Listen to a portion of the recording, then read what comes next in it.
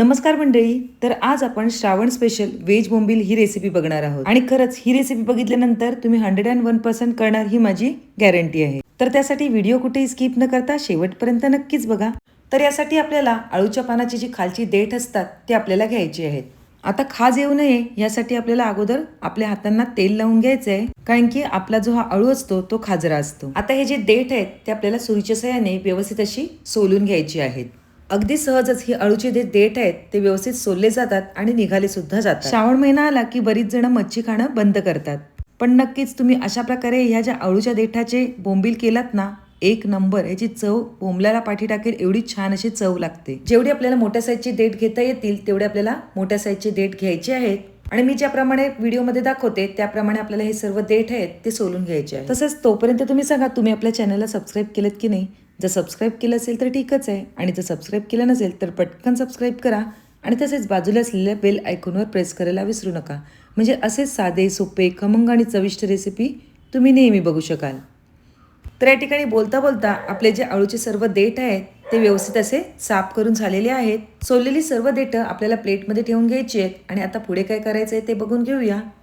आता या ठिकाणी आपल्याला गॅसवर कढई ठेवून घ्यायची आहे आणि त्यामध्ये पाणी घालून घ्यायचं आहे. पाणी घालून झाल्यानंतर आपण सोलून घेतलेली जी अळूची देठ आहेत ती आपल्याला या पाण्यामध्ये घालून घ्यायची आहे. तर सर्व अळूची देठ आपण ह्यामध्ये घालून घेतलेली आहेत. आता यामध्ये थोडंसं चवीपुरतं मीठ घालून घेऊया आणि खाज कमी यावी यासाठी मी यामध्ये कोकम घालून घेतलेले आहेत. या ठिकाणी तुम्ही चिंच किंवा लिंब सुद्धा पिळू शकता.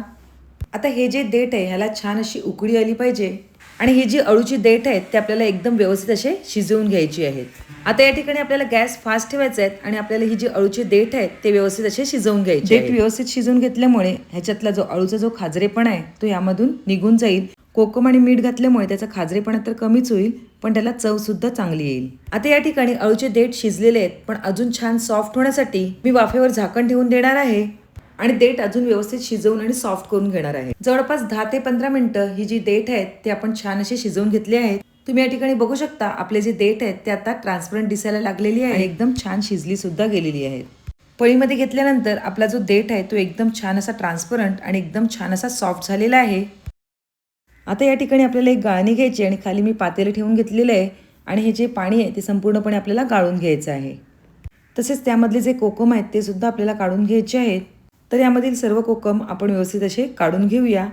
अळूचे देठ गरम असल्यामुळे थोडे आपण पसरवून घेऊया आणि त्यातली कोकम व्यवस्थित काढून घेऊया. आता या ठिकाणी आपल्याला या देठामधलं सगळं पाणी काढून घ्यायचं आहे आणि हे जे देठ आहेत ती आपल्याला व्यवस्थित अशी दाबून घ्यायची आहेत आणि जे देठ मोठे असतील ते आपल्याला सुरीच्या साहाय्याने मधून व्यवस्थित अशी चिरून घ्यायची. तर जेवढी आपल्या देठामधलं पाणी काढता येईल तेवढे आपण देठांमधलं पाणी काढून घेणार आहोत आणि बाकीची जी आहेत ती आपण सुरीच्या साहाय्याने कापून घेणार आहोत. आता हे शिल्लक राहिलेलं पाणी आहे ते आपल्याला फेकून द्यायचं आहे आणि मी ज्याप्रमाणे व्हिडिओमध्ये दाखवते त्याप्रमाणे आपल्याला सुरीच्या साहाय्याने हे जे देठ आहेत ते मधून कापून घ्यायचे आहेत.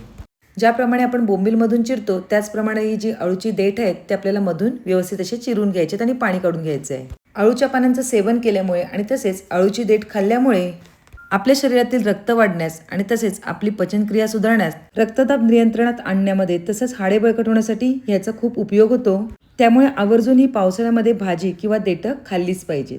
आणि अशा प्रकारे तुम्ही जेव्हा ही रेसिपी कराल ना तर तुम्हाला 101% ही रेसिपी म्हणजेच आपले व्हेज बोंबीलची रेसिपी नक्कीच खूप आवडणार आहे. सगळे देठ अशा प्रकारे कापून घेतल्यानंतर आपल्याला ह्याच्यातलं पाणी आहे ते व्यवस्थित काढून ज्याप्रमाणे आपण बोंबलामधलं पाणी काढतो त्याचप्रमाणे आपल्याला ह्याच्यातलं पण सगळं पाणी काढून घ्यायचं आहे. आता हे मॅरिनेशन करण्यासाठी आपल्याला काय काय लागणार आहे ते बघून घेऊया. सगळे साधेच मसाले आहेत. सगळ्यात पहिले आपण हळद घालून घेतलेली आहे.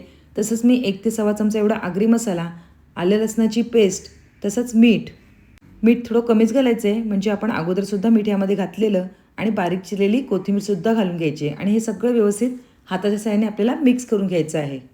सगळ्या देठांना एकदम व्यवस्थित मीठ आणि मसाला लागेल ह्याप्रमाणे आपण हे व्यवस्थित मिक्स करून घेऊया आणि एक 15 ते 20 मिनिटासाठी असेच मॅरिनेशनसाठी बाजूला ठेवून द्यायचे आहेत.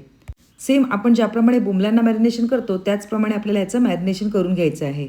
आता हे बाजूला ठेवून देऊया आणि आपण ज्याप्रमाणे बोंबलांना रवा लावतो त्याचप्रमाणे आपल्याला रवा तांदळाचं पीठ ह्याला लावून घ्यायचं आहे. त्यामध्ये मी सगळ्यात पहिले थोडा रवा घालून घेतलेला आहे आणि तसंच त्यानंतर तांदळाचं पीठ, थोडा मसाला आणि थोडंसं मीठ घालून घेणार आहे.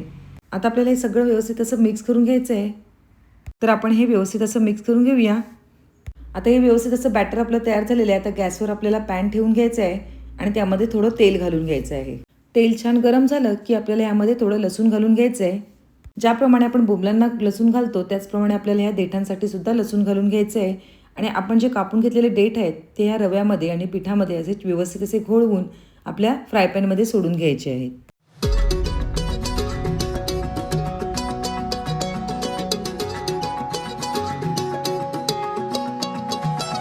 तर या ठिकाणी आपल्याला तशीच गॅसची फ्लेम ही मीडियम ठेवायची आहे, म्हणजे त्यामुळे आपले जे बोंबील म्हणजेच आपले जे व्हेज बोंबील आहेत म्हणजेच आपली अळूची देठ ही मस्तपैकी क्रिस्पी होण्यासाठी मदत होणार आहे.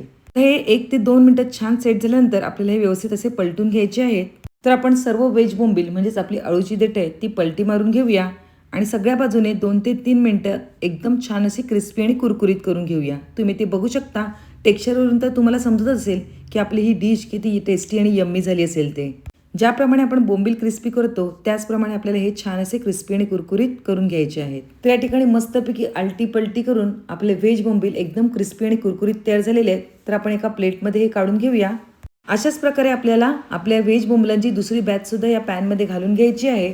सगळ्यात पहिले तेल घालून घ्यायचे, लसूण ठेचलेलं घालायचं आहे आणि तेल छान गरम झालं की आपले जे व्हेज बोंबील आहेत ते यामध्ये घालून घ्यायचे आहेत. तर ह्या वेळेला तुम्ही श्रावणामध्ये अजिबात आपलं मन मारू नका आणि नक्कीच आपल्या या अळूच्या देठाचे मस्तपैकी क्रिस्पी कुरकुरीत बोंबील घरच्या घरी नक्कीच तयार करून बघा. आणि खरंच चवीला एवढे भारी लागतात ना. तर तुम्हाला माझी आजची रेसिपी कशी वाटली नक्कीच कमेंटद्वारे कळवा. रेसिपी आवडली असेल तर पटकन एक लाईक करा आणि तसेच तुमच्या फ्रेंड्स आणि रिलेटिव्हसोबत आपली ही लिंक शेअर करायला अजिबात विसरू नका. पुन्हा एक नवी रेसिपी घेऊन येऊया. तोपर्यंत बाय बाय. थँक्यू.